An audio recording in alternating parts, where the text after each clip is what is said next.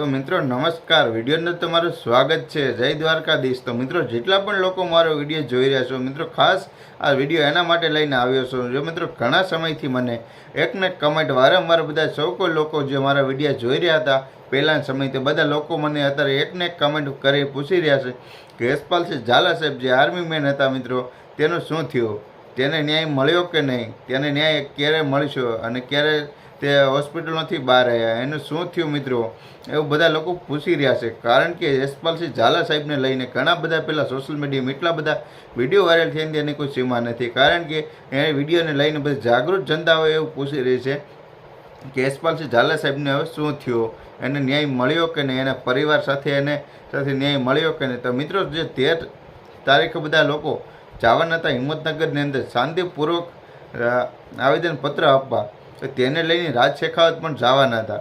તો રાજ શેખાવતના ઘરે પણ જઈ સીબીઆઈ પોલીસ કર્મચારીની ટીમ જઈ રાજ શેખાવતને પણ અટકાયત કરી, એટલે કે ઘરની અંદરથી બહાર નીકળવા દેવામાં ન આવ્યા। કારણ કે જો રાજ શેખાવત જાત તો સાથે કરણી સેના પણ બીજી સાથે જાત, તો એને પણ આવેદનપત્ર આપવા જવા ના દીધા।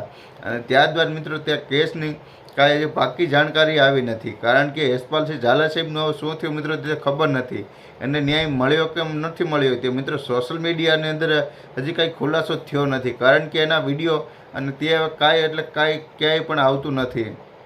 ઘણા સમયથી બધી જગ્યાએ હિંમતનગરની ભાંગતોડ કરી અને જે ચોકી હતી મોતીપુરા ચોકડી પાસે, તે ચોકી પણ તોડી નાખી હતી અને બધા લોકો મેદાનમાં આવી ગયા હતા। ત્યારબાદ આર્મીના માજી સૈનિકો અને બધા લોકો મિત્રો મેદાનની અંદર આવ્યા હતા, તેમ કીધું હતું કે અમને અમારા સૈનિકને એક ધોલ મારી છે તો પણ અમે હવે 4 ધોલ એને મારીને જઈશું, કદાચ એને અમને સસ્પેન્ડ કરવા હોય ભાજપના પોલીસ કર્મચારી કે અથવા કોઈ પણને જો અમને સસ્પેન્ડ કરવા તો અમને સસ્પેન્ડ પણ કરી દે, પણ અમે હવે અમારા આર્મીના યશપાલસિંહ ઝાલા સાહેબને ન્યાય અપાયા વગર અમે હવે પાછા જવાના નથી।